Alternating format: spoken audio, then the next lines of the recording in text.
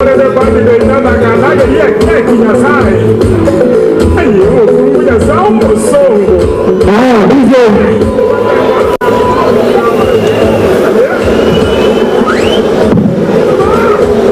people of Kisii County,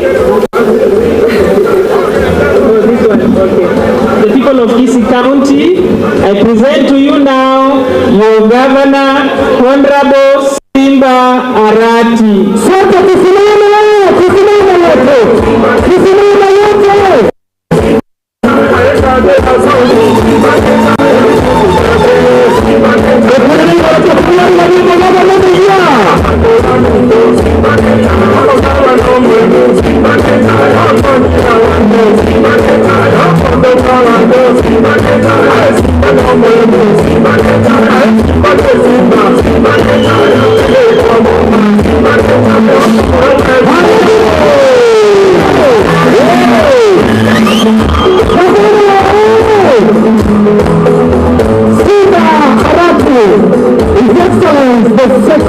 Governor of Kisii County government.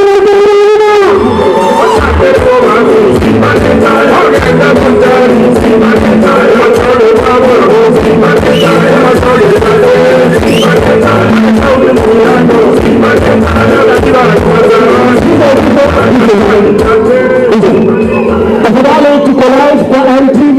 Wale mpiga picha wa simu tafadhali soma nyuma kidogo gavana anapokuelesha.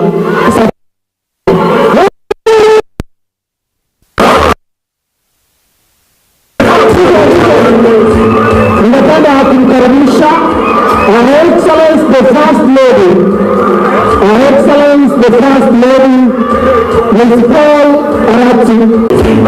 Wapiga kofi na First Lady.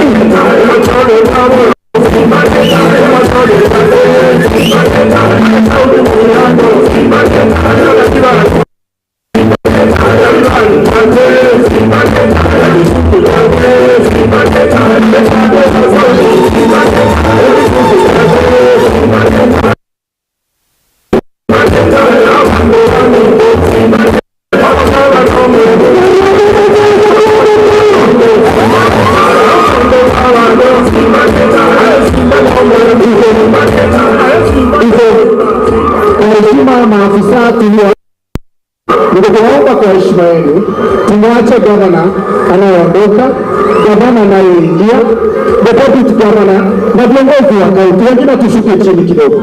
Tafadhali tushuke chini kidogo na waomba tu. Senator, county secretary, wengine tushuke chini kidogo. Let's give humble time the officers of the government. Na waomba tushuke chini kidogo.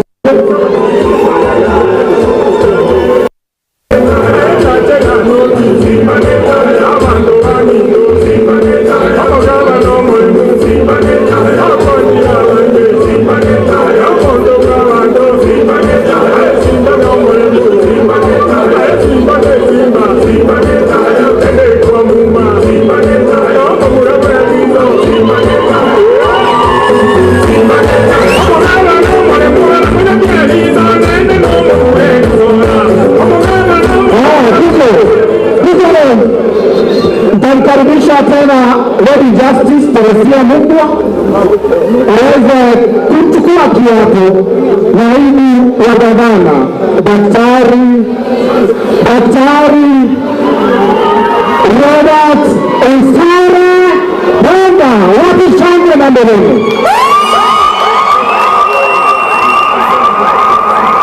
My lady, this is the swearing-in ceremony of the Deputy Governor-elect, Kisii County, pursuant to Gazette Notice number 9884, dated 17th August 2022, who was elected into office on 9th August 2022 and was subsequently gazetted by IEBC by Gazette Notice number 9949 of 2022 22nd August 2022.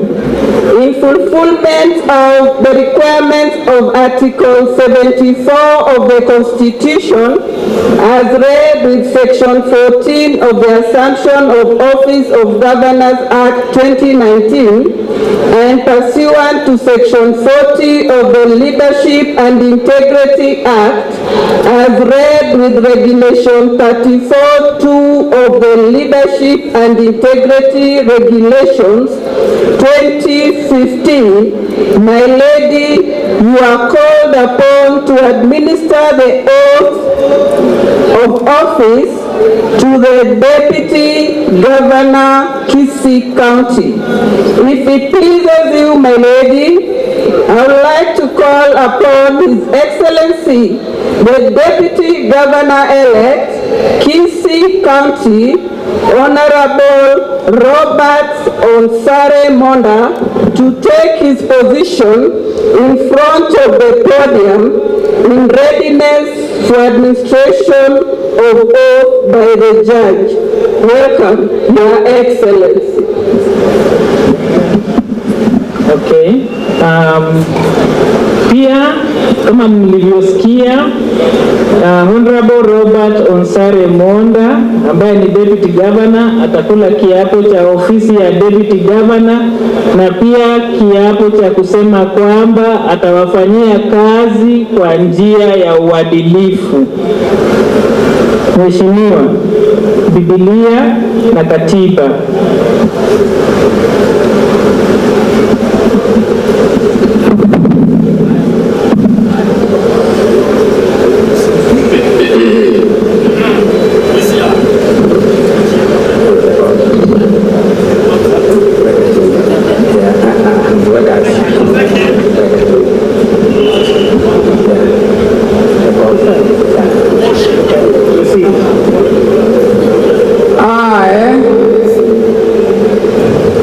Honorable Dr. Robert Onsare Monda, do swear that I shall always truly and diligently serve the people and the Republic of Kenya in the office of the Deputy Governor of Kisii County, that I shall diligently discharge my duties and perform my functions in the state office, and that I will do justice to all in accordance with the Constitution and the laws of Kenya, without fear, favor, affection, or ill will.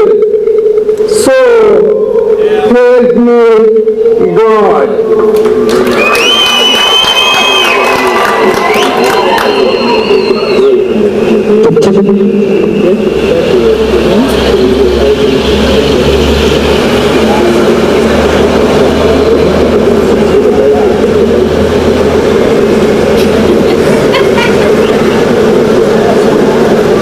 I, Honorable Dr. Robert Onsare Monda, ID number 1640646, having been elected as the Deputy Governor of Kisii County, do hereby confirm that I have read and understood the specific leadership and the integrity code prescribed for state officers in the county executive of Kisii, and I hereby commit myself to abide by the provisions of the code.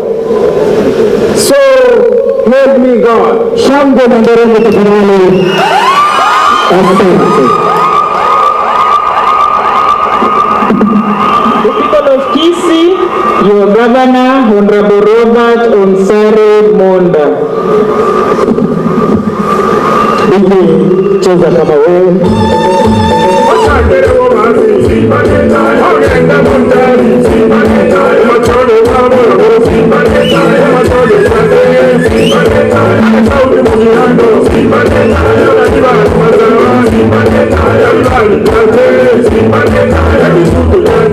Simba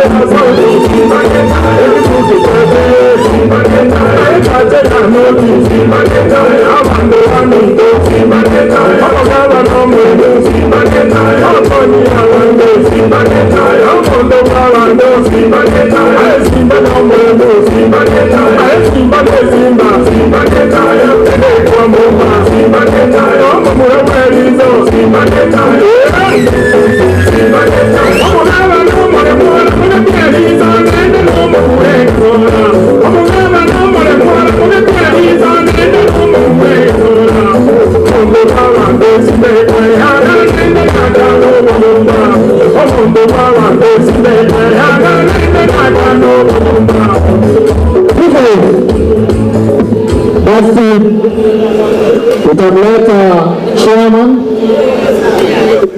wa Assumption Office Committee ambaye ni head of civil service, aweza kumkaribisha gavana anayeondoka akabidhi the instruments of the welcome. Yes. Your Excellency, the Governor of Kisii, Simba, Arati, it is now my pleasure to welcome the outgoing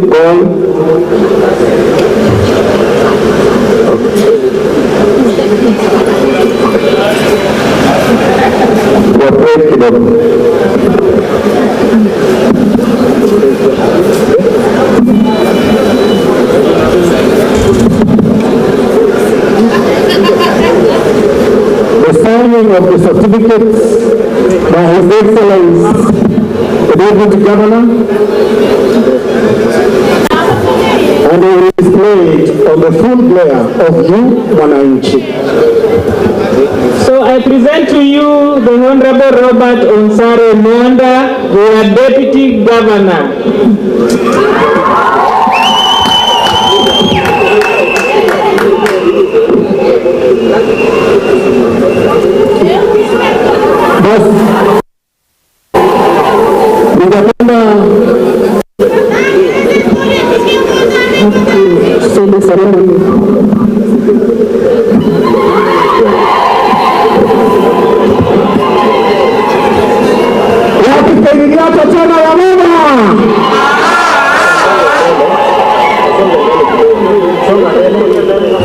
Kindly move forward kidogo. Sasa kwanako na mpendo wake Mrs. Joyce Kenuma Benda.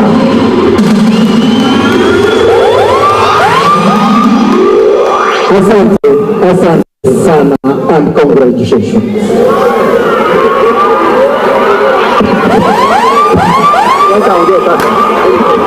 Tafadhali tutulie.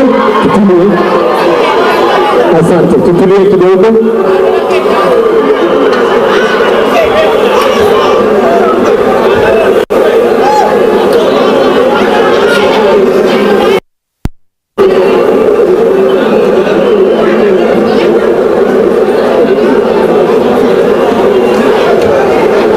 Basi tafadhali tunaomba tutulie kidogo tu kwa dakika moja. My lady, that marks the end of the ceremony. I now hand over the program back to the Master of Ceremony. Thank you. I want to invite the Chair Assumption Committee, Head of Civil Service, Mr. Patrick Lumumba. Thank you, sit down.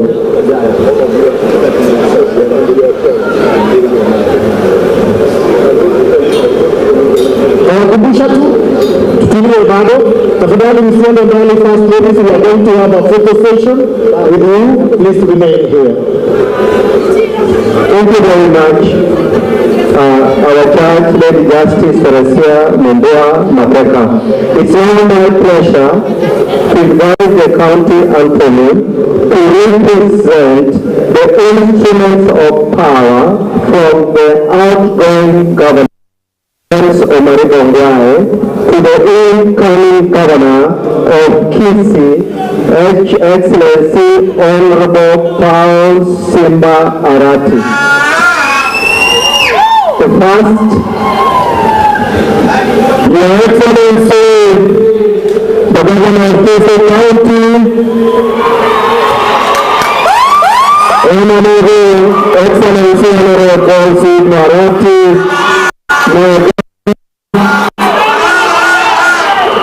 it is now my pleasure to give you the instruments of power. I'm going to want to use the county. I want to use the county flag. I want to use the county coat of arms. And I'm going to want to use, Your Excellency, the Constitution, which will guide in your daily activities. As we all, the people of this great county of Kisii, wish you well in your journey for the next 5 years, and God willing after that. May God bless you with your deputy and with your spouses, and I can also see people standing next there.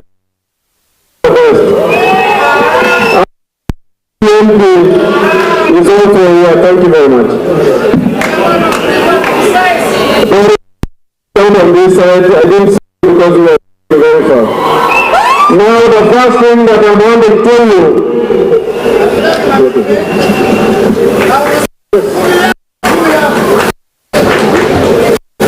is the county flag. Yeah, that's the flag. And you can see it's a good flag. We wish you the best, my brother. Now I want to tell you something about this flag.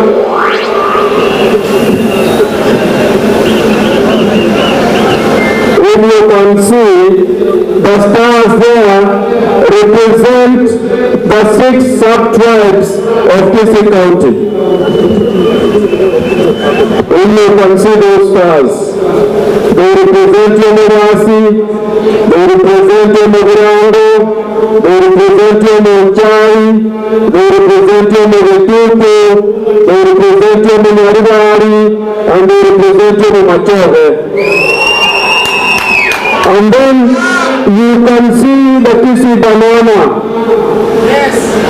We are a country of bananas, and we all grew through eating and selling the banana. Yes. And then you can see soapstone there. Yes. We are the only country in the world, in the entire world, that has got soapstone.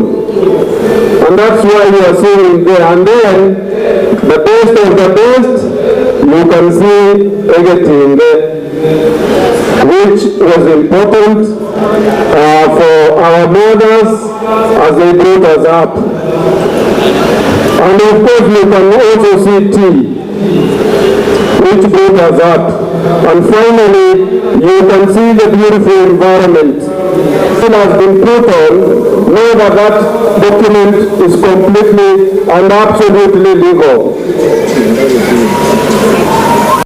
And then finally, my brother, the Constitution, which guides you, which also what you just took you out of office, to be fair and to also follow the law. My brother, and I wish you the best. Your Excellency, before you leave, naomba tafadhali wengine tushuke hadi mimi, tumwache gavana anayeondoka, naibu ya gavana, seneta na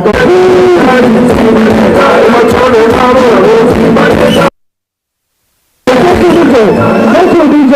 Thank you. First ladies. Naomba tafadhali msaidie kutoa meza hapa. Kindly help me remove this table. DJ.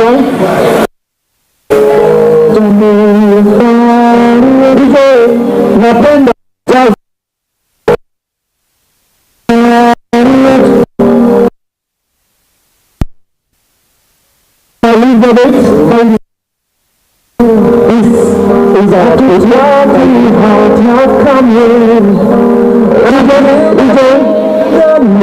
Your Excellency Governor Usongo Mbele and the Excellency Outgoing Governor, please forward. Move forward for this photo. You two only for as we wait for the first lady. The two of you.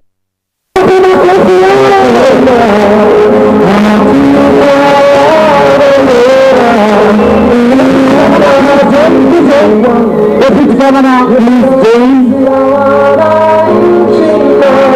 Thank you very much.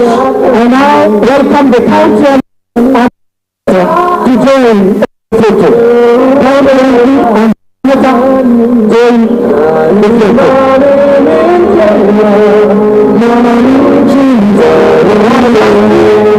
Lastly, I'll ask the Excellencies to move back one step to be joined by Excellencies the First Ladies, and I now request that the Senator, please, thank you for doing that.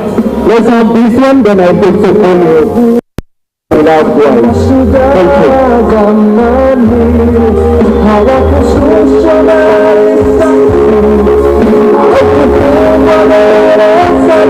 Asante DJ Kilia, ningeomba sasa First Lady, Her Excellence Elizabeth, the outgoing governor, the incoming governor and the First Lady, just to remain, please. Governor. Look at our beautiful county. Look at our beautiful county.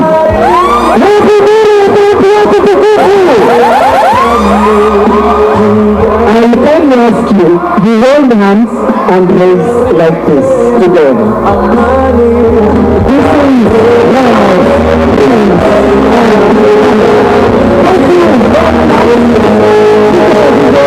I'll now ask all of you to go and sit.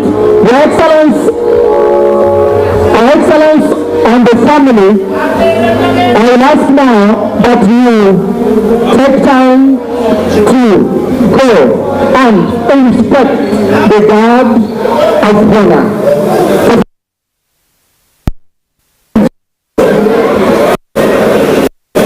Familia ya gavana Simba Arati wako hapa na wanaomba picha na wewe kwa sababu tafadhali jongeeni. Wengine tunaacha familia ya gavana anayoingia, tuharakishe, we are getting late of time. Please take photos. Tusonge. Let's give His Excellency the governor time to have a photo. Tunafinya sana. Please have some order.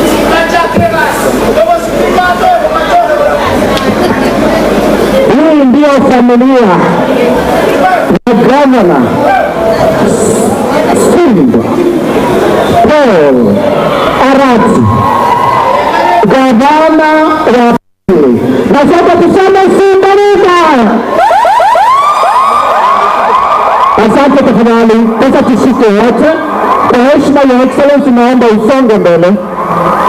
Wananchi wapendwa, mara ya kwanza kabisa tarehe 5, tafadhali turudi tuketi.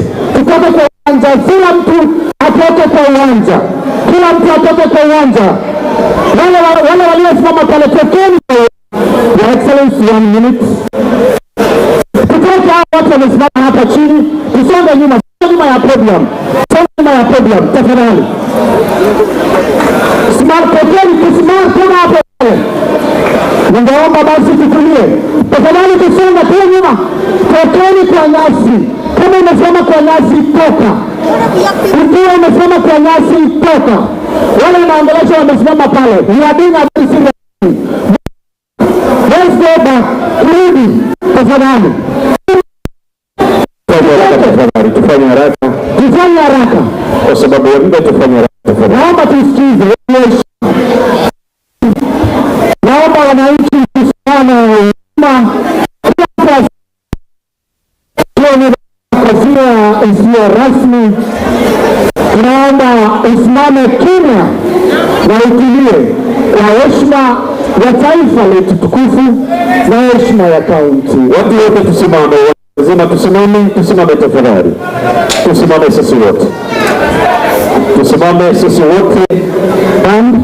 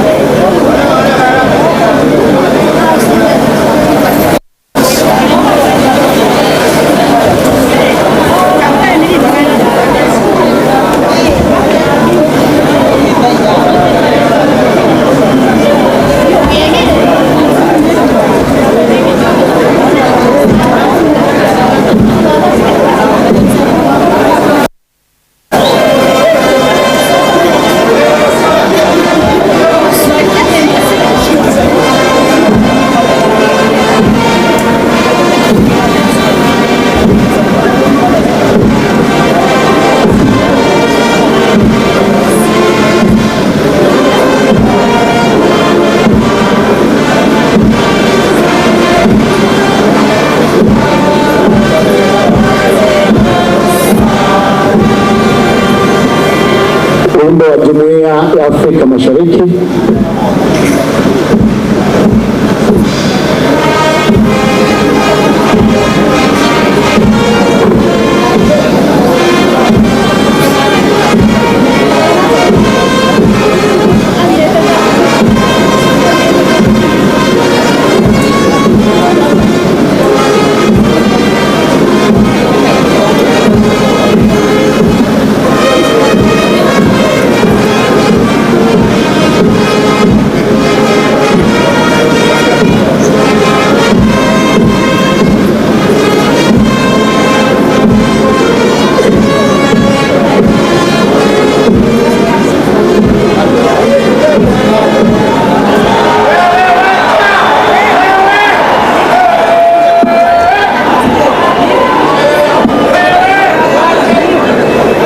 Tutulie tafadhali, tutulie.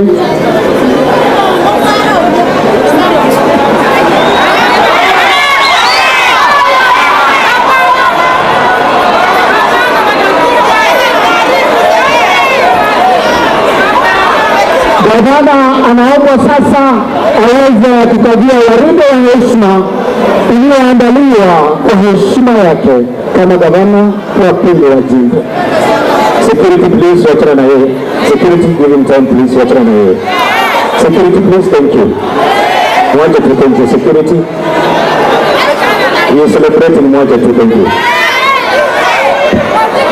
Security please. Gavana kwa heshima na kwa mara sangeni kando tafadhali. Kwa mara ya kwanza kabisa anakabia waride ya heshima iliyoandaliwa kwa heshima yake kama gavana wa pili wa jimbo la Kisii. Asante sana. Wengine tunaweza kaa sasa, wengine tukae tafadhali, tukae. Asante sana, thank you. Wengine tukae.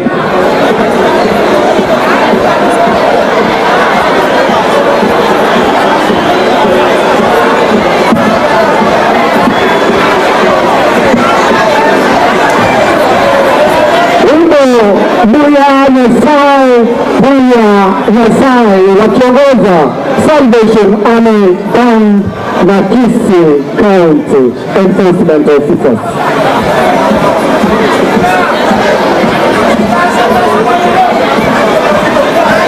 Buya Nyasai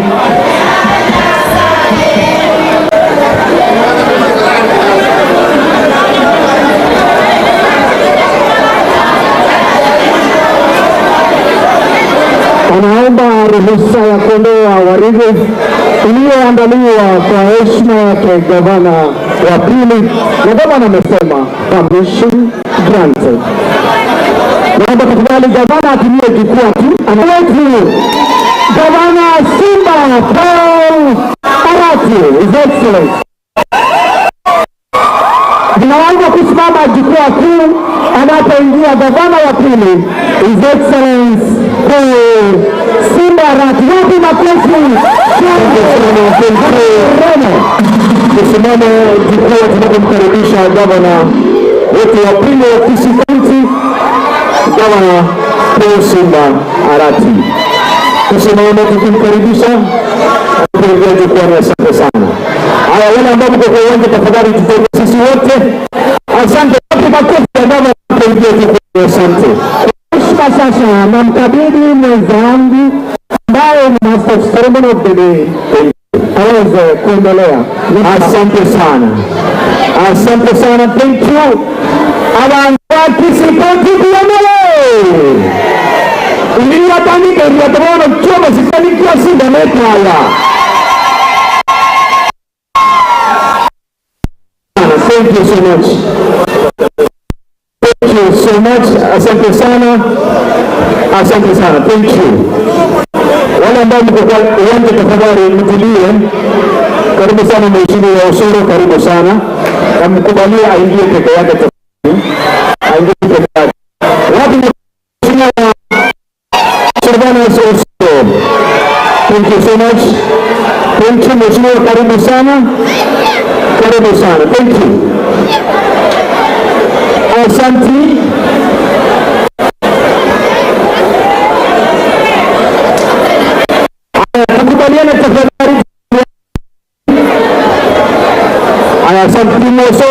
kama wako sawa, please. You can pray for me. Thank you so much. Asante. Haya, asante sana. Bwana Yesu asifiwe.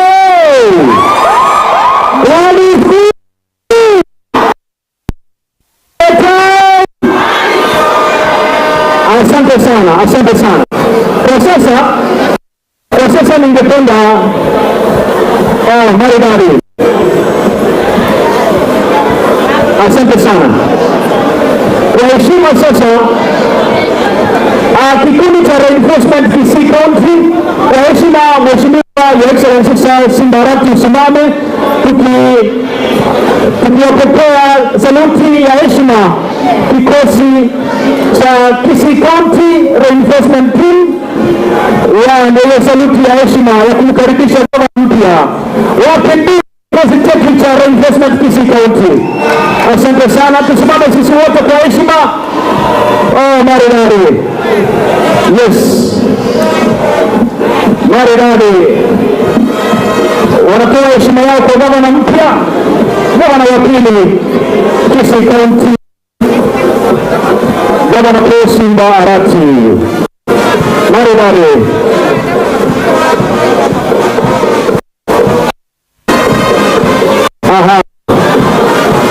Asante sana. Haya, tukae. Thank you so much. Tukae. Haya.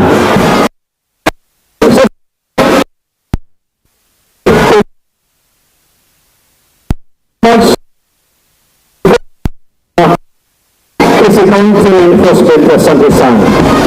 Kwa sasa our governor, the second governor,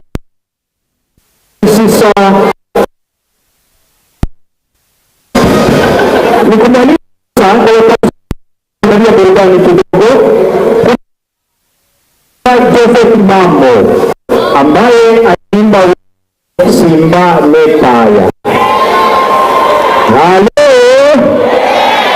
Sasa kwa heshima kwa sababu kuwa na wakati kama huu, I want to ask the outgoing governor and the incoming governor and the first ladies, the outgoing first lady and the incoming first lady,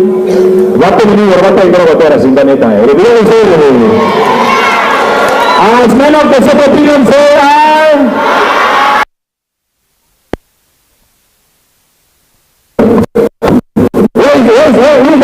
Mambo, where are you? Mambo.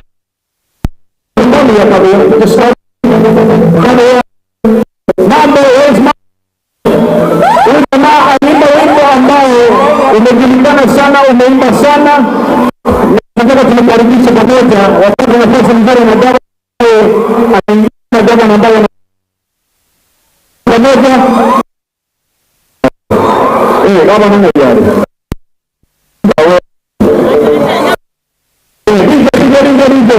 Hapo sawa.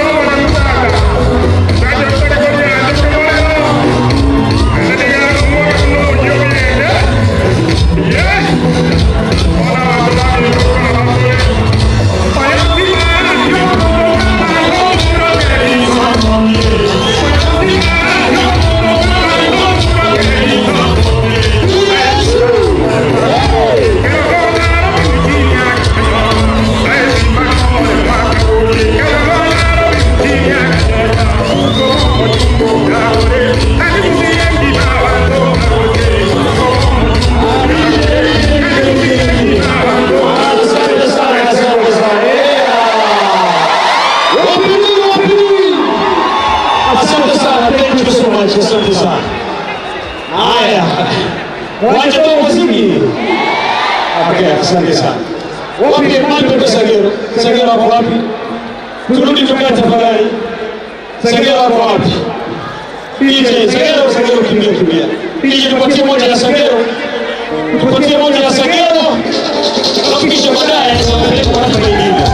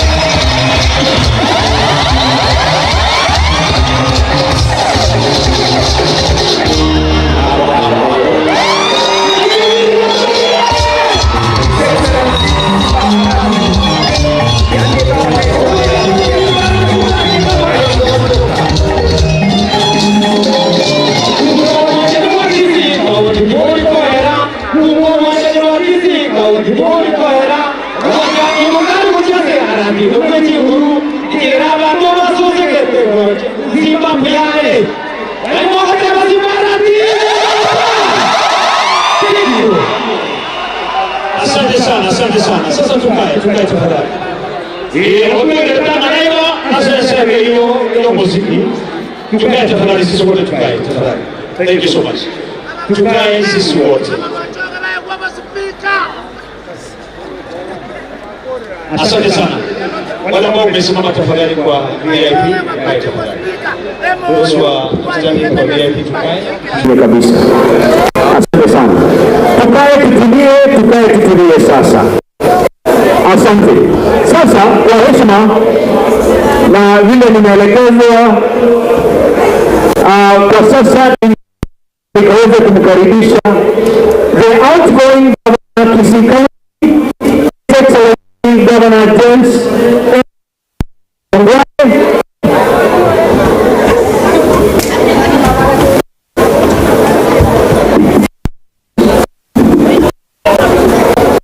Thank you so much. Asante sana. Nimkaribisha Patrick Lumumba alafu tupeleke kwa kipindi kifuatacho. Karibu sana Patrick. Thank you. Thank you, Master of Ceremony. Our Governor of Kisii County, Simba Arati, our outgoing Governor, E.O. Ongwae, to invite the outgoing the Deputy Governor, Excellency Monda Zesamongeri, our outgoing Senator, our new Senator, Richard Onyonka, Mheshimiwa Richard Onyonka, the member who are here, Madam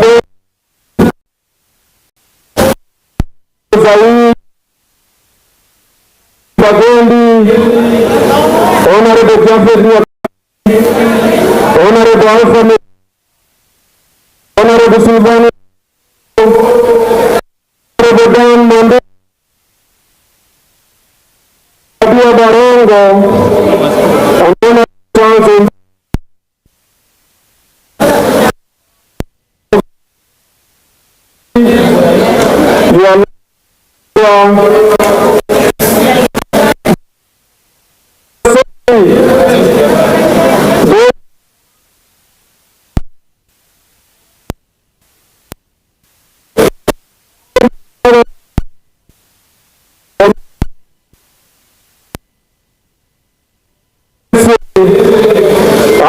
I congratulate you.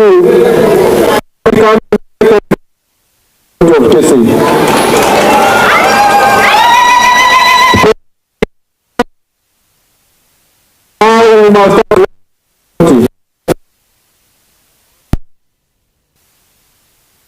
For the 10 years they gave me in leveraging this county, Your Excellency, the institutionalization of this county, what you are seeing here, when we came here, there was no this here, and so the institutionalization process. The county is institutionalized, the county is ready for takeoff, and this is a great county, Your Excellency. I have the confidence at the next level, and I know that with that zeal, you will be able to guide this county forward. Your Excellency, the Office Committee has already prepared all the necessary reports on the functioning of the county. They will be able, in that committee, you are ably represented by people who are lawyers and people who know matters accounting. So the report that you are going to get is substantive.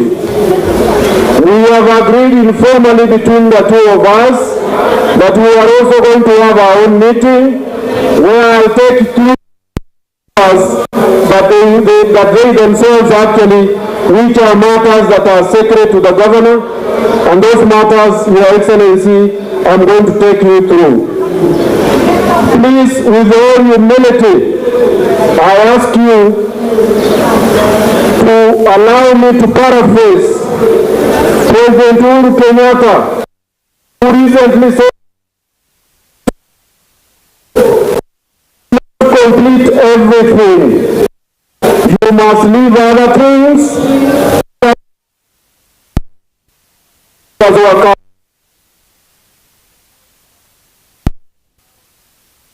Those things that are pending. The ones that I've done, I do not want to spend on them. You will be Excellency Cancer Center.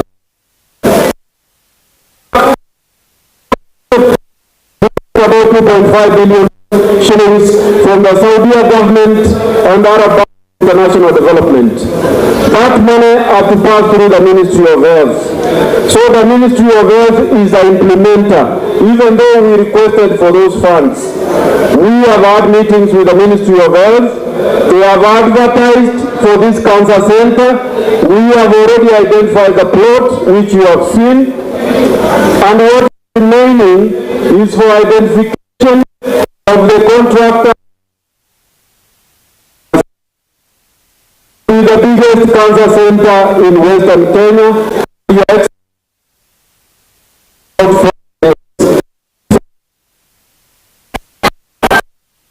The second thing, Your Excellency, I want to tell you is about the mother child. When Madam Aida Odinga opened it, but Your Excellency, when it was opened, anything that is opened even in your own house, you open it, you start with a few things, and then you start putting things.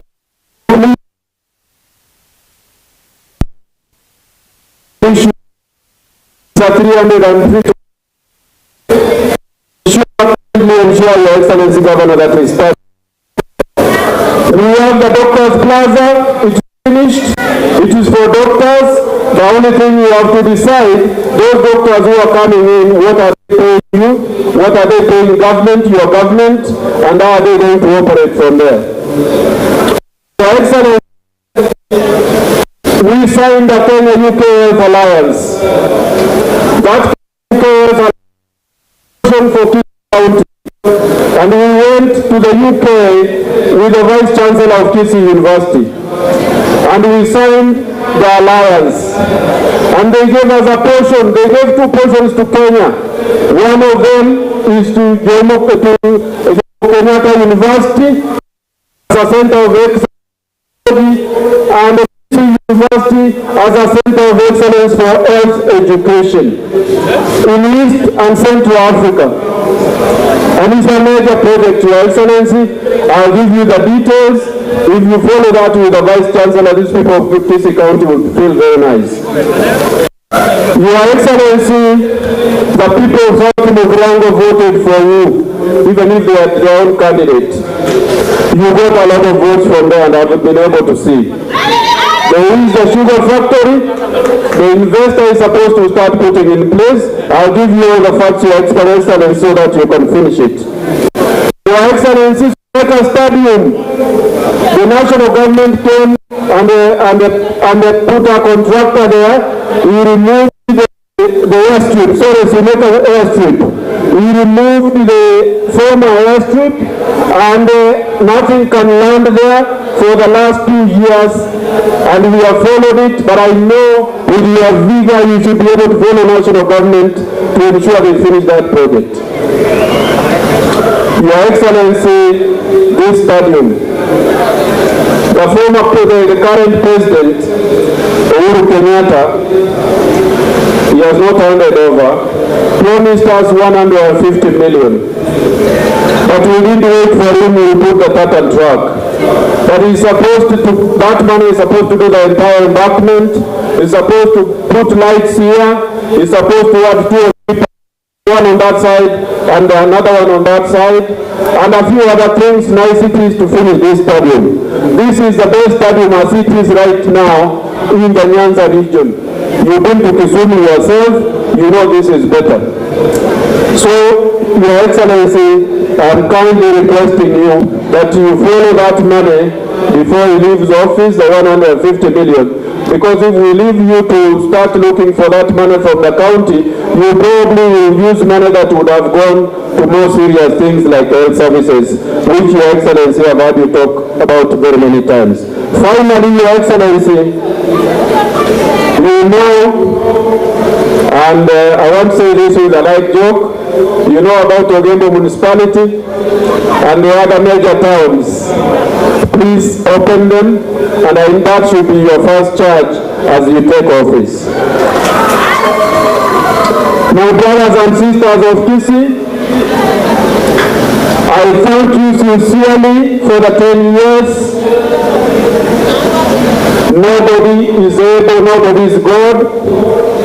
I had my own idiosyncrasies. I had my own problems as a person, but I want to believe that where I tried, I also tried.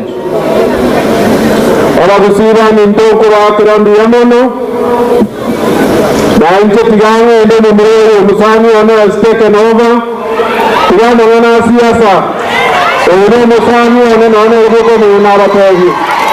I wish you all the very best, and may God be with you and may God bless you. Thank you very much.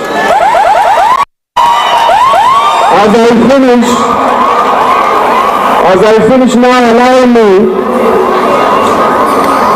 I have already introduced the members of parliament who are here, but this is a function, this is a formal function for our new governor, His Excellency Simba Arati. So we have all agreed that there will be no speeches except for those that are in charge of the county, that are members of parliament, either Senate or National Assembly, that are in charge of this county. In that regard, therefore, allow me to call the outgoing Senator, Mzee Professor Sam Kegengo Ngeri, to come and say his words. Professor Kegengo Ngeri, please.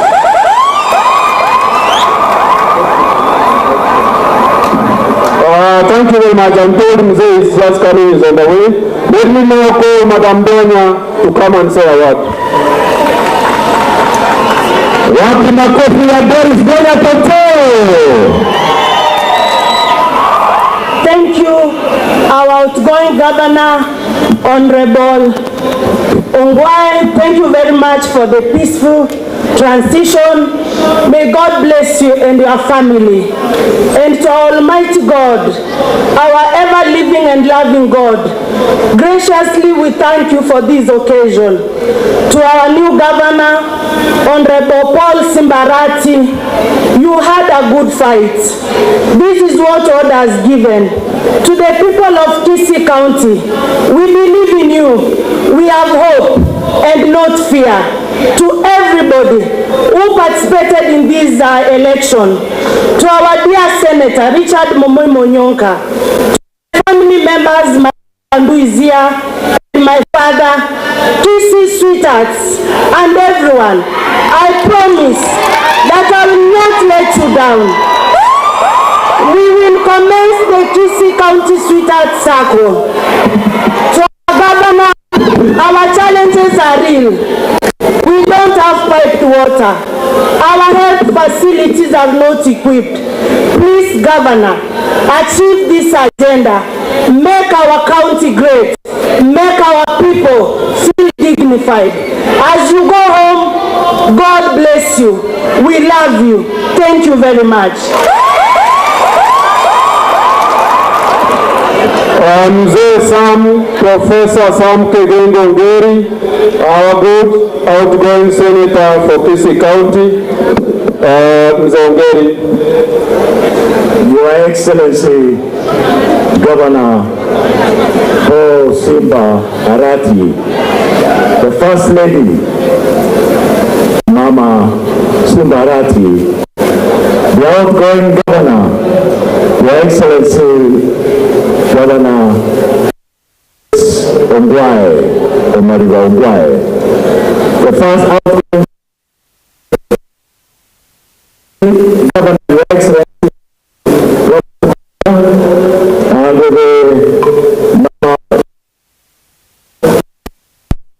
Parliament, the Senators, and the women,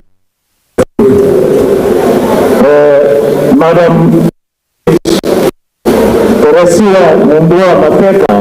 who conducted these services, Bishop Mairura, the clergies, ladies and gentlemen, my duty is simple.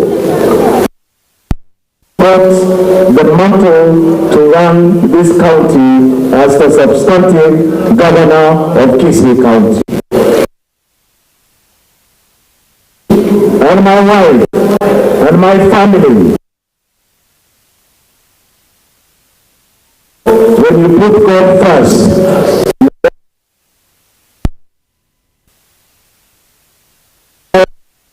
require a lot of input. Don't hesitate whatsoever at any time to need us. We'll gladly help.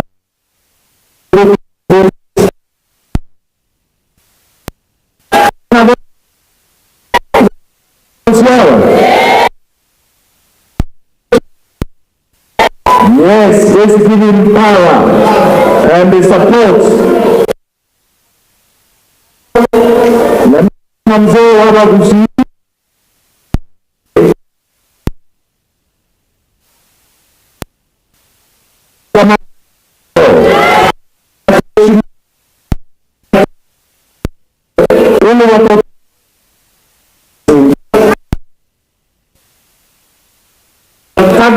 programs and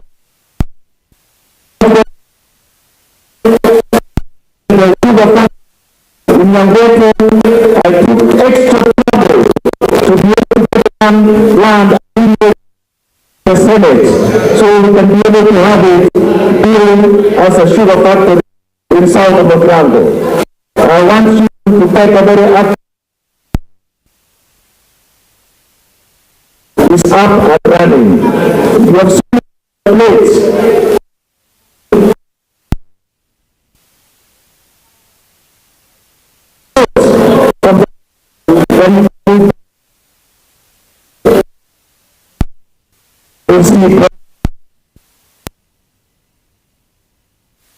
Thank you very much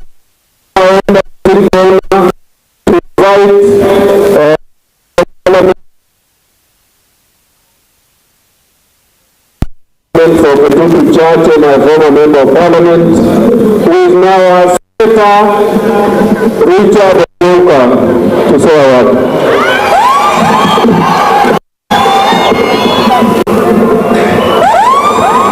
Your Excellencies, Governor James Ngwae, who is my outgoing governor, my incoming governor, Simba, Arati, Lady Mrs. Lady Mrs. Simba,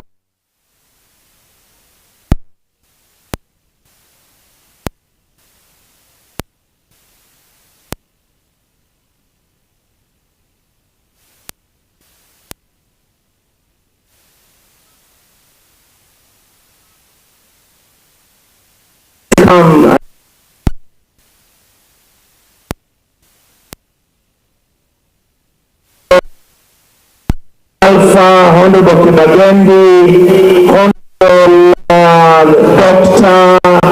from Bunchari. Please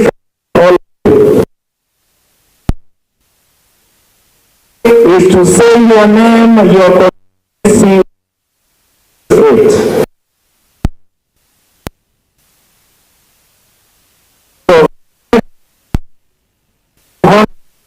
Dr. Senator.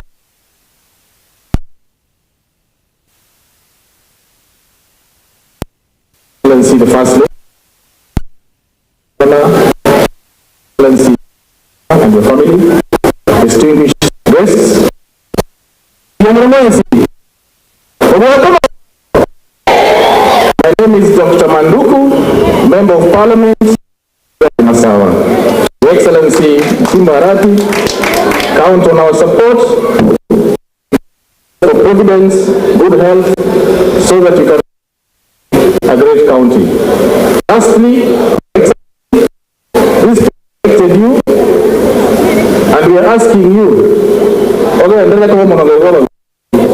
you shall be our spokesman for all matters political. We don't want to hear anyone out there speaking for Kisii except Simba Arati. Barongo, the Member of Parliament for the Machoge Borabu. I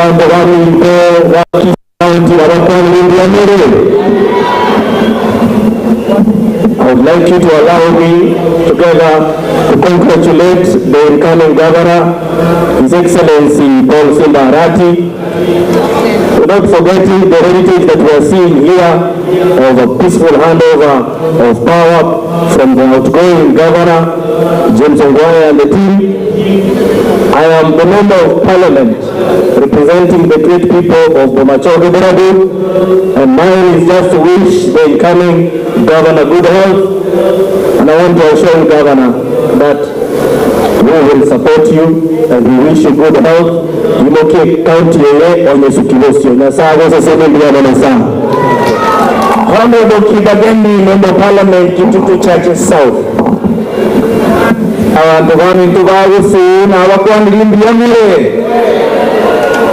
Thank you so much, our incoming governor, Simba Paul Arati, our outgoing governor, James Ngwae, and your spouses. Indeed, we would also like to appreciate our outgoing governor, particularly for this magnificent piece of art, Gusii Stadium, and the work you've done for the people of Kisii County. So we invite the incoming governor to pick up from where for him to take Kisii County to the next level. Governor Simba Arati, I have assured you na tutafanya kazi pamoja ya kupeleka Kisii County mbele.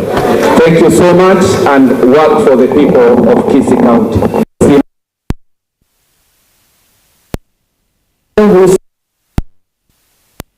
Something for it.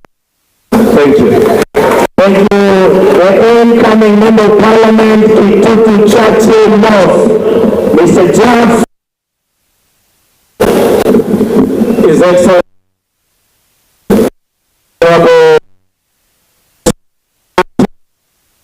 Governor, the outgoing Governor, Honorable James Ngwae, with your spouses, family, and on behalf of the people of Kisii Church North,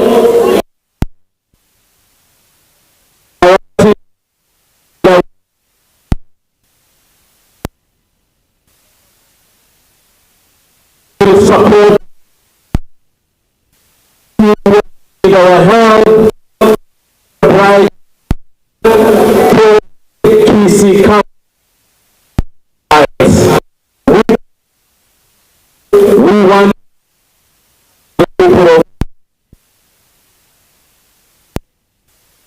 that you require. Thank you so much, Abandawami.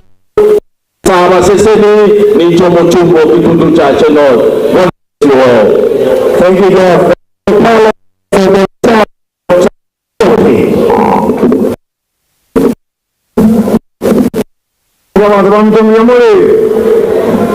I stand here, Your Excellencies, James Ongwae, the outgoing governor, the incoming governor, and I wish to congratulate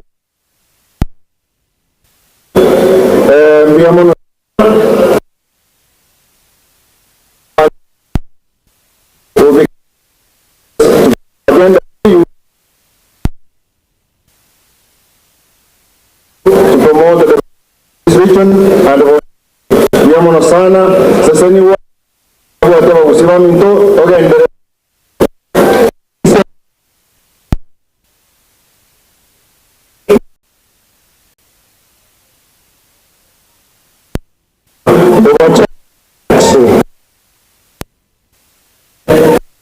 Excellency Simba Arati eta toa pia sasa na my happiness is no you have rubbed shoulders without going down.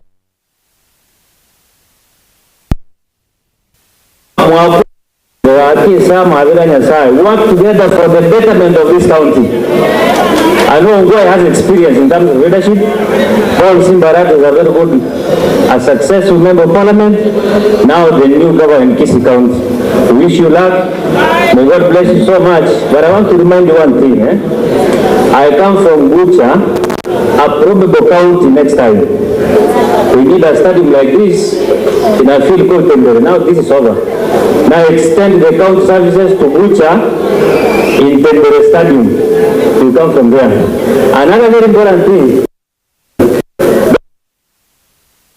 level 5 hospital. This is done, Maran is done, now go to Ogembo. The last bit of the story, make sure you put up a good factory in my constituents. What we need is service delivery. May God bless you so much. Be blessed. Thank you, Mheshimiwa Alpha.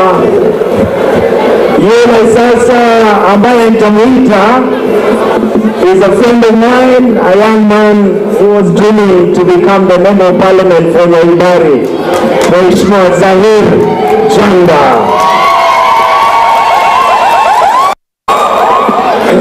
Thank you so much, Senator, Your Excellency, our incoming governor, Mheshimiwa Simba Arati, Lady Mrs. Arati, the outgoing governor, Your Excellency, Dr. James Ongwae, and First Lady Mrs. Ongwae, all protocols observed. Jina ninaitwa Mheshimiwa Anda. Mimi ndio mbunge wa hapa. Excellency, Bwana Governor, songa kidogo, nataka kuona governor kidogo nimeeleza. Your Excellency, Bwana Governor,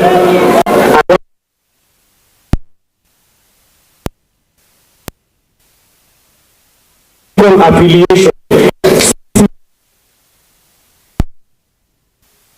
Nashua you na wewe, na ndio maana sisi kama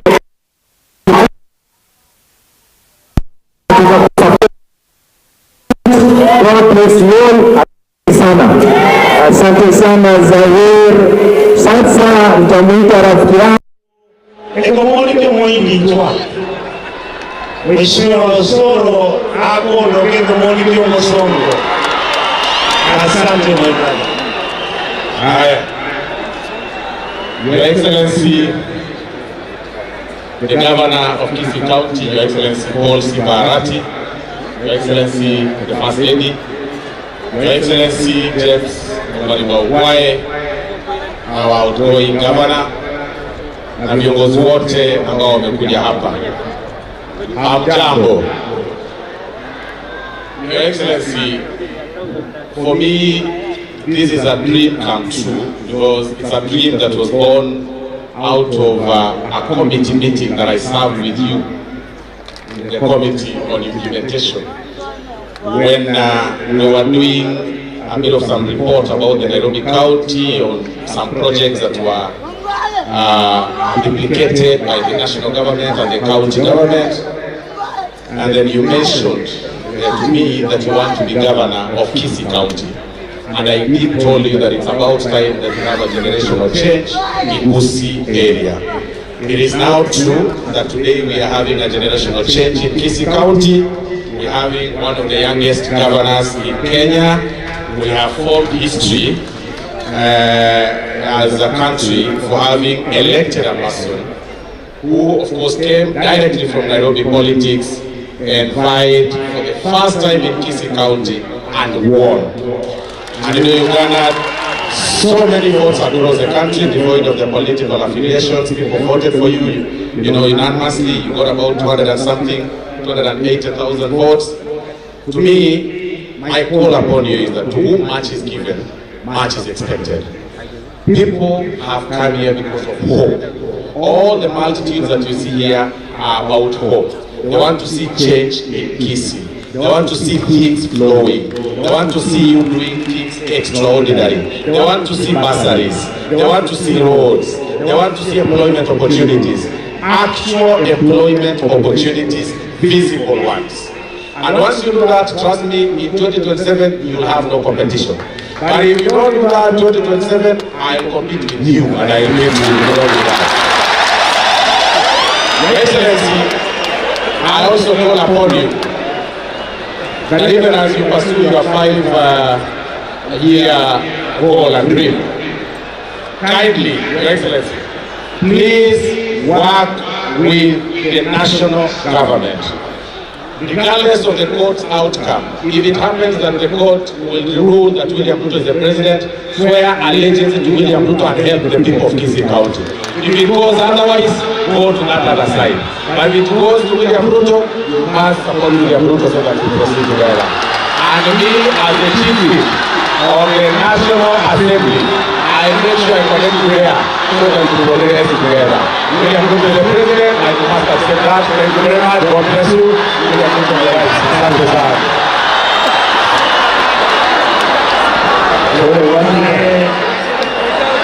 Ningependa moja kidogo,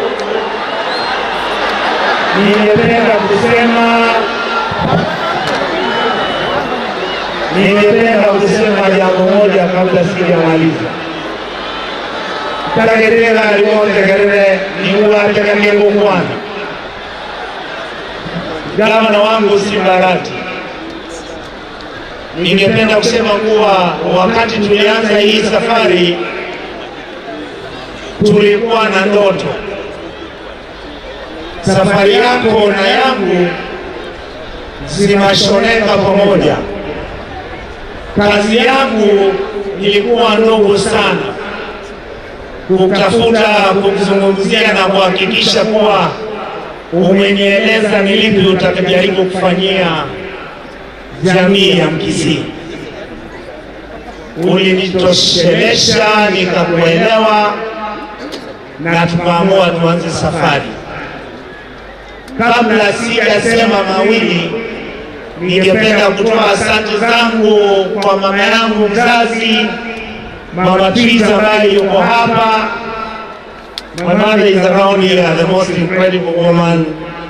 She's here. Stand up, Mom. They want to see you. She's a bit old and unwell. Mama Teresa, she's there. I want to also thank my wife Beatrice, who's here.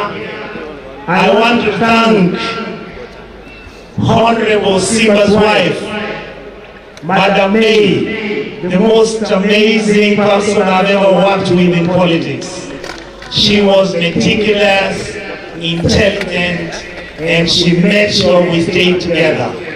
I want to thank Governor James Ongwae.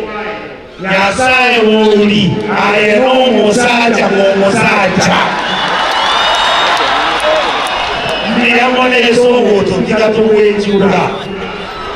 I want to thank the people of Kitutu Church who have elected me for so many years. I am shocked that I am now going to be serving 20 years in Parliament, and I don't know how to thank you.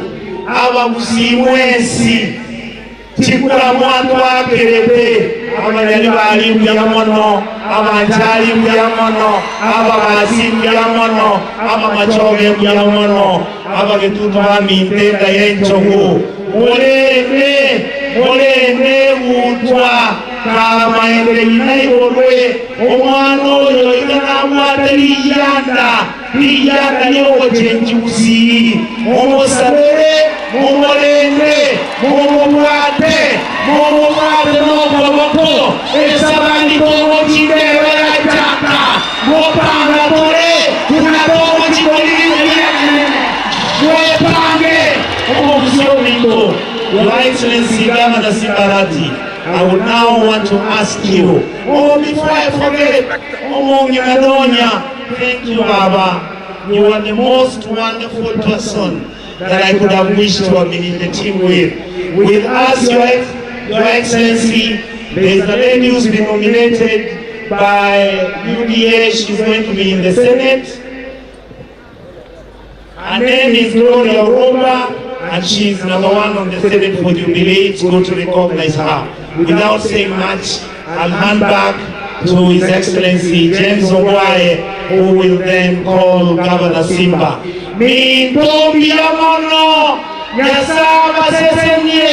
Thank you. Yamono Richard, naeta tota alebuya, ulige yomo ngwaro yomulige chweza kursene tigali na yomi.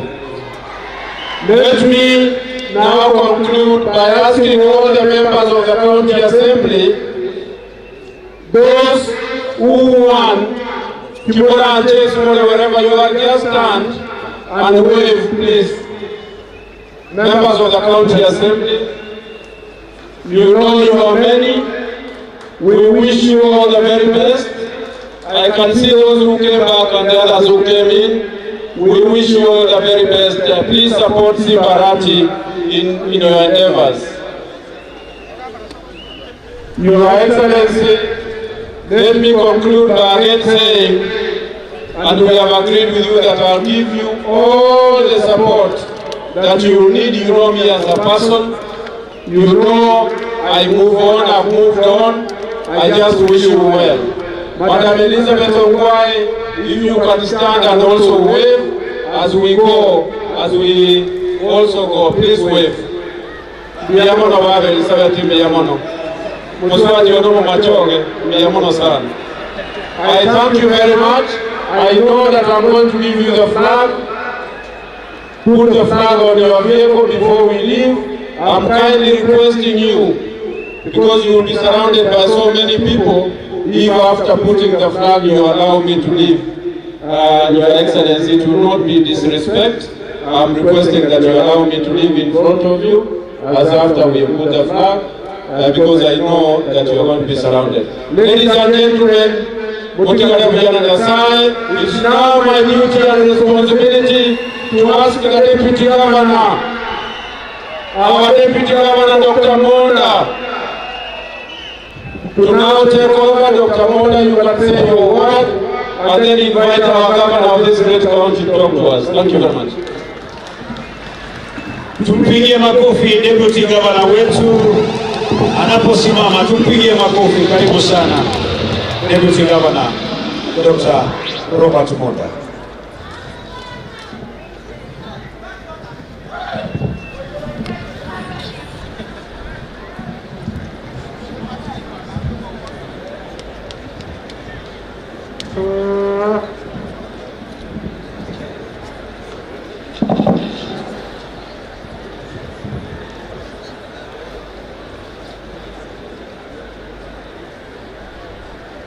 Thank you, Your Excellency, Governor Ongwae, for inviting me to address this gathering.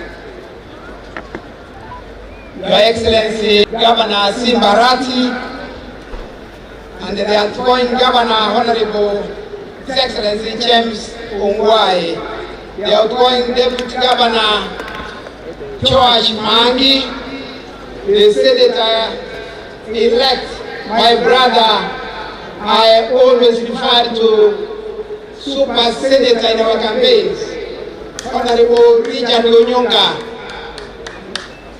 our dear women rep, Doris Donyabori, whom we ran around with in the campaigns, the presiding judge, Lady Justice Teresia Mateka, the county commissioner and his national government team, honorable members of the National Assembly present, and I'm happy that all of you in the entire county are here with the one who is in a foreign trip, the member of parliament for Gusii, and I bring his apology because he spoke to me. Honorable members of the county assembly present, the church leadership present, led by His Lordship Bishop Mairura and all other denominations, including the Muslim community. Our development partners, all stakeholders, members of my friends and fellow citizens of our great county. Before I proceed, Your Excellency, allow me to ask members of my family and the way to this congregation here. Everyone from the Monda family who are present, including my dear wife, whom all the time I sent to represent me in the campaign. Please wave, all of you, including my grandchildren who are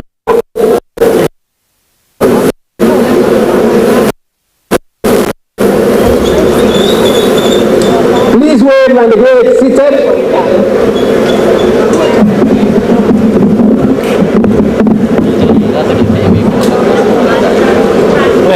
Ladies and gentlemen, first I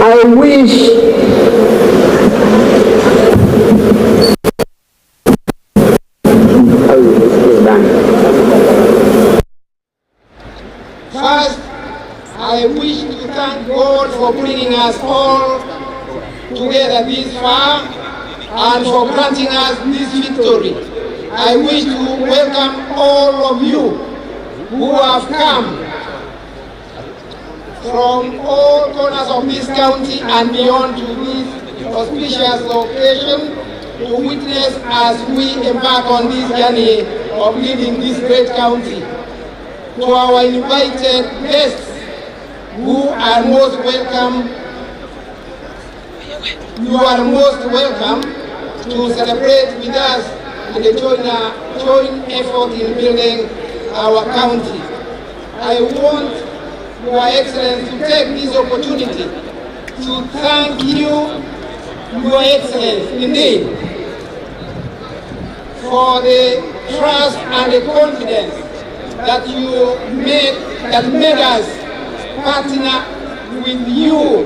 We are partners in this journey and we are made it together. I thank you indeed for the opportunity to serve together with you. Together with Senator Richard Onyonga and the women rep Doris Aburi, as Simba Arati team, as we have all the time regarded as ourselves, we traverse all the corners of the county and they fought the aspirations of our people. Your Excellency, sir, as we take up the mantle of leadership of this county today, I commit to fulfill the promises that we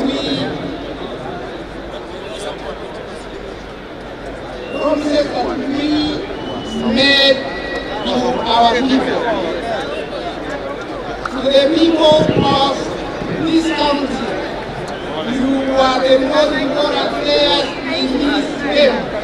Every vote that we casted in our favor was a demonstration of strong belief and trust you have in our trust.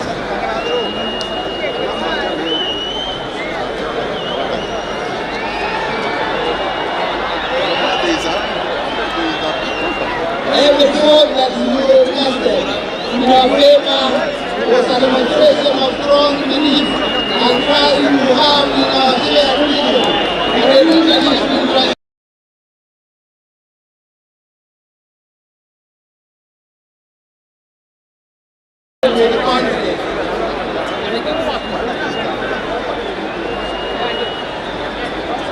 Your Excellency, sir, as I conclude, I take this opportunity to congratulate all newly elected members of the County Assembly, National Assembly, Senator, women, and the women representative. I welcome you all and let us join hands together to bring development to those who elected us. Thanks, and may God bless you. Ladies and gentlemen, it is now my pleasure, before I bring the governor, I'm going to advise that I bring the county commissioner of our county to come and address us.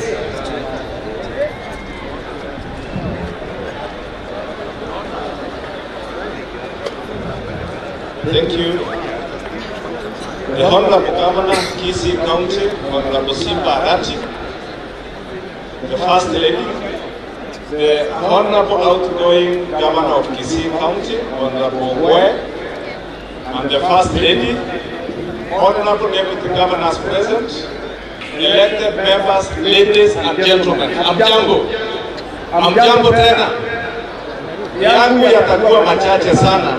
Kwanza, ningependa nichukue nafasi hii I congratulate the incoming Governor, Honorable Paul Arati. Welcome, and I wish to congratulate you as you get into the office. On the same breath, ningependa pia nichukue fursa hii to congratulate the outgoing Governor. He has had his time in office, and we appreciate what he was able to do. And I also mostly appreciate kwamba handing over. Lastly, I wish to take this opportunity to assure the incoming governor that the national government will work very closely with you, with your county government, to ensure that we deliver services to the people. I want to assure you that we shall forever be guided by the principles of the Constitution that guides relations between the two levels of government, which stipulates that we should deal with each other with complementarity and consultation. I want to assure you that the entire national government is ready for your consultation, and we shall work as a team. Lastly, may I thank the people of Kisii for conducting peaceful elections, and as the leaders have said, campaigns are over, now is going back to business of national building. Kwa hivyo ningeuliza kila mmoja wetu sasa, tuweke tofauti zile tulikuwa nazo za kisiasa kando, tujenge taifa letu. Once again, thank you very much, the Honorable Governor, and congratulations for taking over your mantle. Thank you very much. Thank you. Ladies and gentlemen, it is now my singular honor and a privilege to invite the second governor of Kisii County, His Excellency Paul Simba Arati.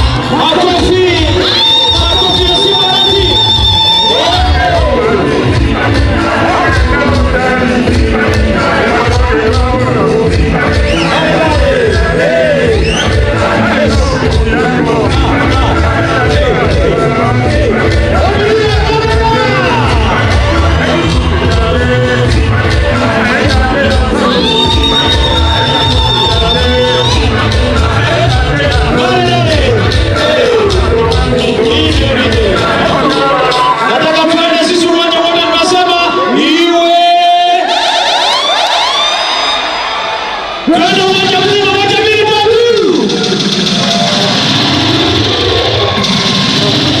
Asante sana, karibu Your Excellency. Thank you. Thank you.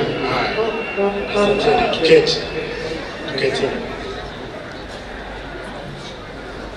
Mwanyetinge mbiyamole.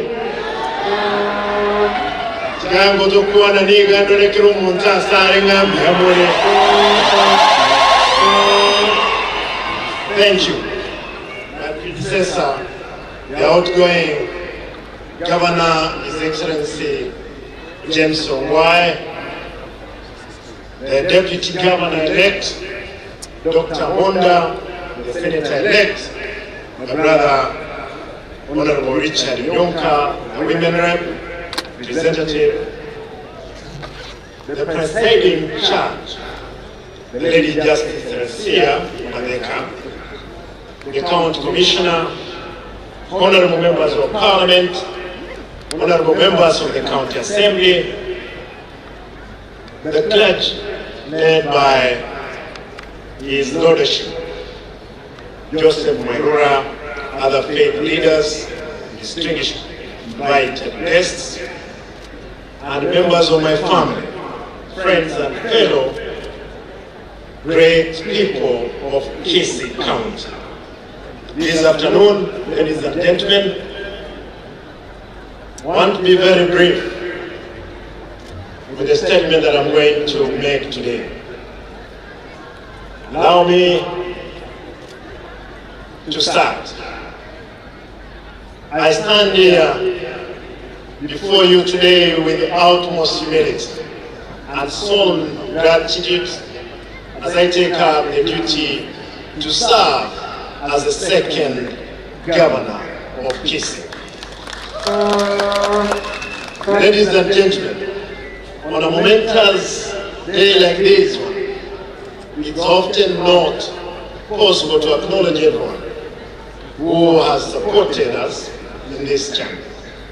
But allow me to single out the church for their prayers, for the spiritual guidance, in the transformation of our county's affairs.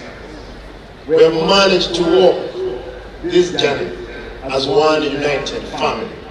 I thank you. I pay special tribute to my lovely wife, now our First Lady, for her steadfast love and guidance during my entire political career, and for being an amazing mother to my children. I also wish to extend my heartfelt gratitude to my campaign team, led by the campaign secretariat, agents, well-wishers, for their ideas, guidance, and conviction that they were carrying out this campaign. To my family, my mother is around. I saw her here. Mama is there. Kuja muonekane dakika moja.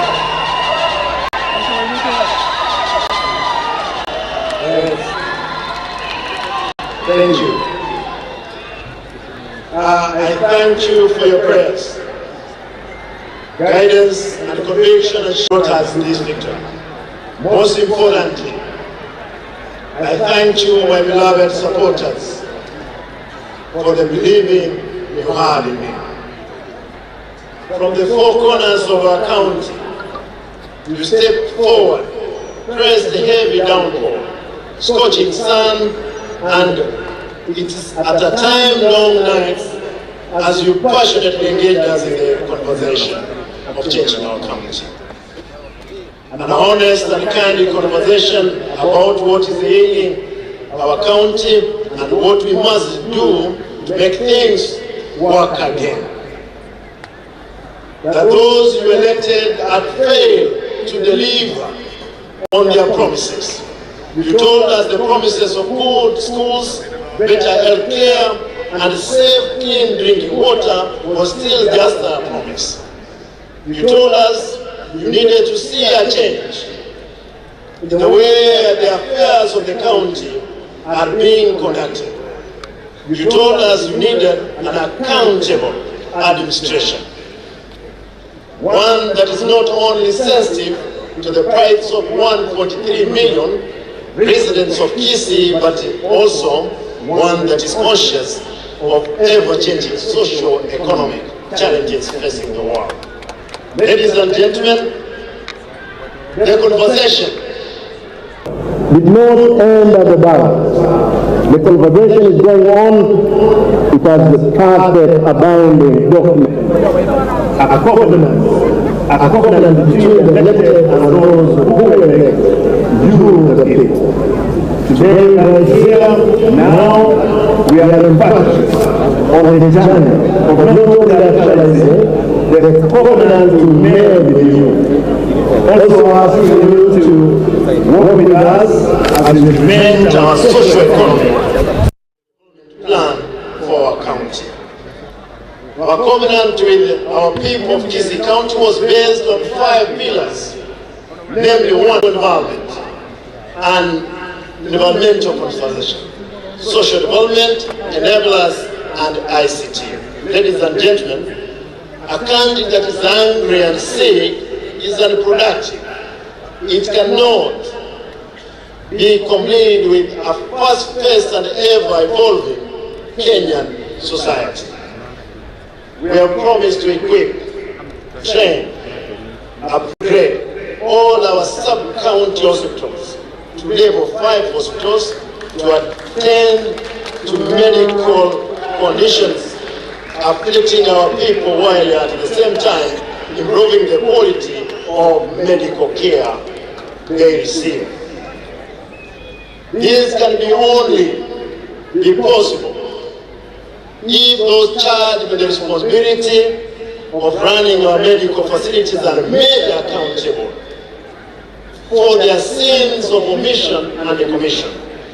My fellow countrymen and women, my administration will pursue accountability where those charged with running public institutions will be called upon to discharge their duties with the utmost diligence and undivided attention.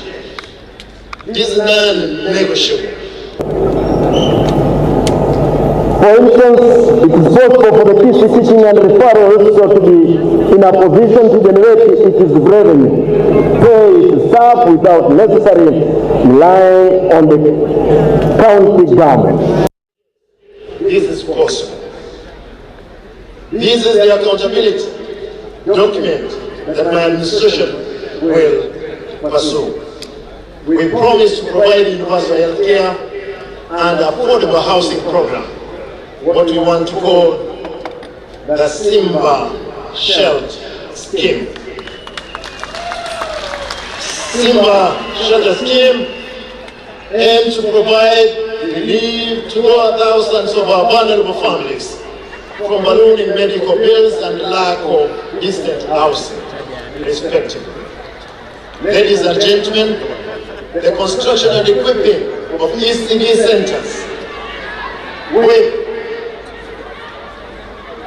the state-of-the-art facility in all designated ECD centers across the county, working closely with the Ministry of Education and other stakeholders to improve access, equip quality, relevance, and education financial in primary, secondary, and tertiary institutions is an undertaking that my government is determined to make a reality.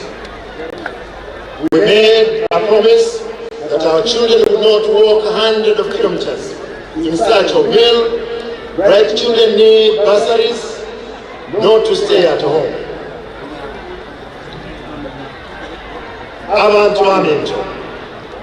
Apart from ensuring that institutions of learning are equipped with the necessary tools of trade, my administration will also ensure that there is a functioning school feeding program and accessible and transparent bursary fund. Turning to agricultural products, we are all aware that Kisii County is struggling to gain its lost glory as a cash crop-rich country. The days when farming ensured a steady income for household and improved livelihood for independence are long gone. Ladies and gentlemen, as I'm coming to an end, it's not lost on us that we are inheriting a county facing financial crisis, a ballooning wage bill, and a workforce. Public appointments have largely been based on policy and personal connections, suspect procurement dealings, and ghost service delivery dealings that have hurt the economy and the fortune of our county. As we extend on all branches those willing to work with us on this journey, we will not hesitate to clinch our fists and firmly deal with those who oversee the routing of public resources under their care. An efficient public administration can only be achieved if the country, among all the county service workforce, understands the monumental task ahead of us. We will consult on issues that touch on well-being of our people, but we won't hesitate to reprimand those who will stand in the way of change. The Public Service Board will be called upon to work closely with the county government to oversee the gap in personnel management, but at the same time review the status of the county role as provided in the law. Ladies and gentlemen, a majority of our people are youth, and the county government bureaucratic procurement rules have denied them a chance to take part in the constitutional right of accessing 30% of all county government tenders. My administration will pay a special attention to this group and ensure that the rights of hundreds of our suppliers of goods and services get access to the account service and payment. Finally, we have a huge task ahead of us, but together and speaking in one voice, we will deliver on the promise we have made to our people.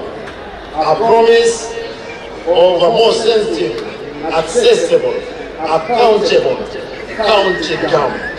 I look forward to a robust engagement with the county assembly, the provincial administration, our development partners, and all other key stakeholders. My brothers, before I end, I want to recognize that I know we have started here with a number of diplomatic corps members. I know the British High Commissioner is represented here. I've seen the Chinese government represented here. The Director General Nema, my brother Mamo, there are those ones also who join with you. There are a number of Director Generals we have here. I want to state that a number of these stakeholders will engage my brother Mamo. There is a dynamic side here. I'm happy, my brother Rumumba. I called you last week, you removed the garbage from the road. I hope we will locate that dynamic side. For the thieves and grabbers of ATC land, I want to send a warning shot that will deal with you square, without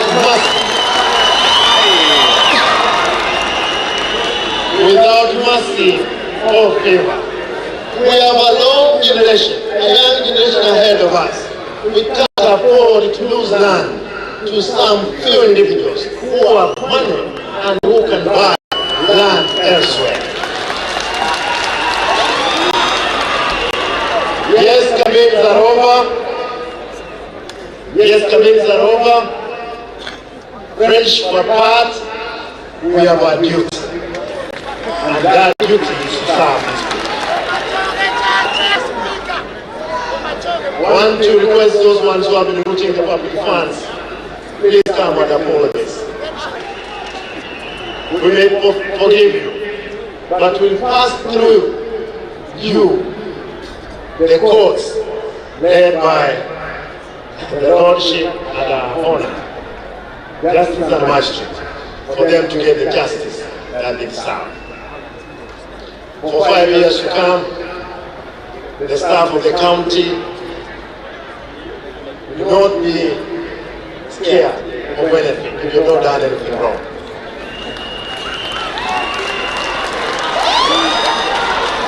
I want to promise my governor outgoing, my brother, my elder brother, I'll accommodate your team, a good team. I know in your team we had some rotten individuals.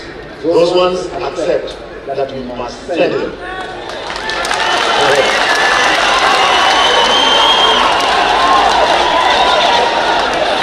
Governor, my outgoing governor, I want to live with you. I'll always consult with you. Because you have an experience, you have a history of this institution. And this institution is for us to make Kisii great again. Abantu bamincho. Take it in calling whatever you got. Chinga kichinga chekire. Nanche na unchokanana. Usiengi makurubugirango. Omachoge. Onchali. Ogetutu. Nyalibali. Nabobasi. Tegetimba kirimba modese kwa mwane. Thank you, DJ. Tusimame tafadhali. Reverend Charles Masomi Saboke. Reverend Charles Masomi Saboke tafadhali karibia mbele tutufanyia ombi la mwisho. Na pia tujiandae kwa wimbo wa taifa tunapomaliza, lakini kwa sasa Reverend Charles Masomi Saboke akitufanyia ombi la mwisho ambaye anasimamia makanisa ya Pentecostals. Asante sana kwa kazi nzuri wale wote ambao tumeshirikiana kuhakikisha kwamba siku ya leo imefanikiwa. Reverend Charles Masomi Saboke, karibu sana. Tutulie tafadhali, tutulie. Kama abantu baito tumusike Nyasaye asamasabo atugukura. Alafu kisha baadaye tupate wimbo wa taifa na wimbo wa East Africa tumalize. Karibu. Asante gavana wetu mpya, tunashukuru kama wachungaji. Tunasema Mungu akubariki na pia akubariki gavana ambao unaenda, na tunasema wacha Mungu awabariki wote. Wacha tuombe. Tufunge macho tuombe. Baba mtakatifu, katika jina la Yesu Kristo, tunashukuru kwa sababu ya siku ya leo Bwana, ambao ni ya muhimu sana katika mji wetu wa Kisii County, kupata gavana wa pili ambaye ni Mheshimiwa Your Excellency Simba Arati kuwa gavana katika mji huu. Mimi kama mchungaji naomba hekima ya kutoka mbinguni imtawale kwa kuongoza hii Kisii County ambayo ina mambo mengi, inahitaji mambo mengi. Hii county iongoze kulingana na neno lake. Nasi kama kanisa tutasimama pamoja na hayo ili tuone county hii inaenda mbele katika jina la Yesu Kristo. Asante kwa sababu ya gavana ambaye anaondoka na wote ambao wanaondoka na wale ambao wameingia, senators wameingia, wajumbe wote wameingia. Tunawaombea mema, wakae katika kaunti hii katika uaminifu na watendee wananchi yaliyo sawa kulingana na mapenzi yako. Baba, tunasema asante. Wewe ni Mungu ambao unajibu maombi. Katika jina safi la Yesu Kristo tumeomba hata tukiamini, sote tuseme amen. Tukiwa tumesimama, tafadhali tutulie, tumesimama kwa wimbo wa taifa, wimbo wa East Africa. Karibu. Wimbo wa taifa.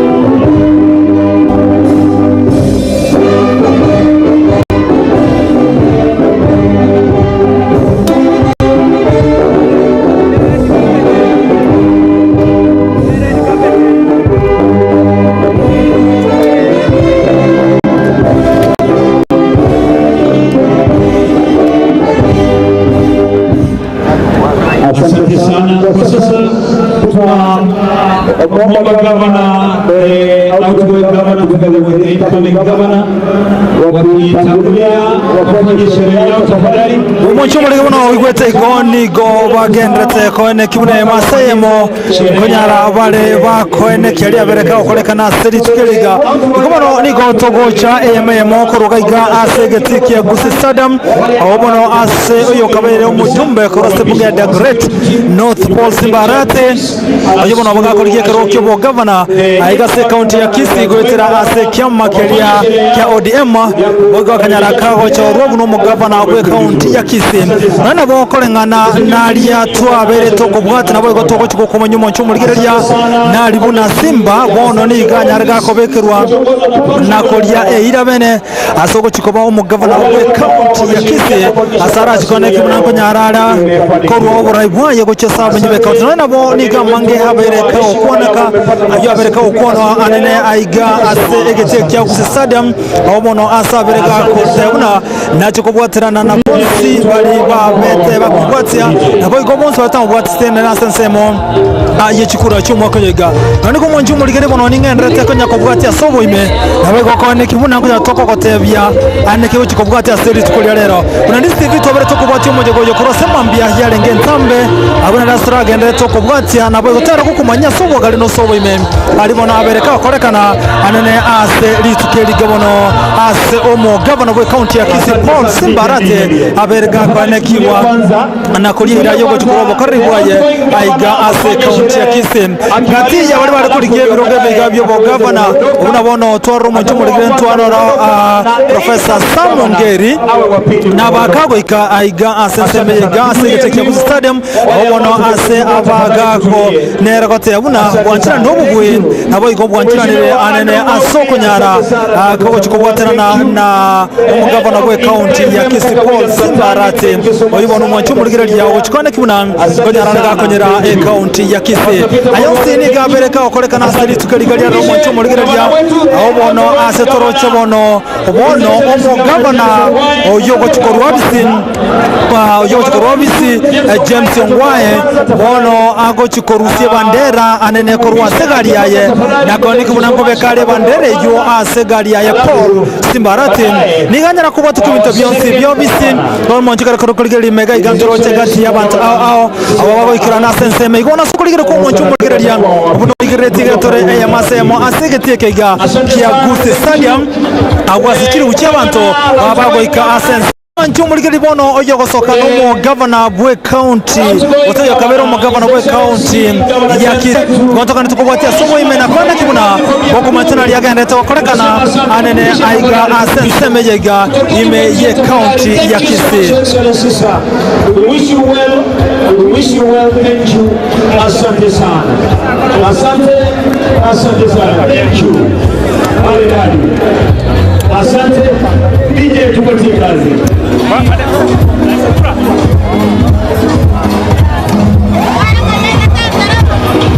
Gono monchumu ligeria soko ligere buno ligere tiko abune masemo chibe chiko wochira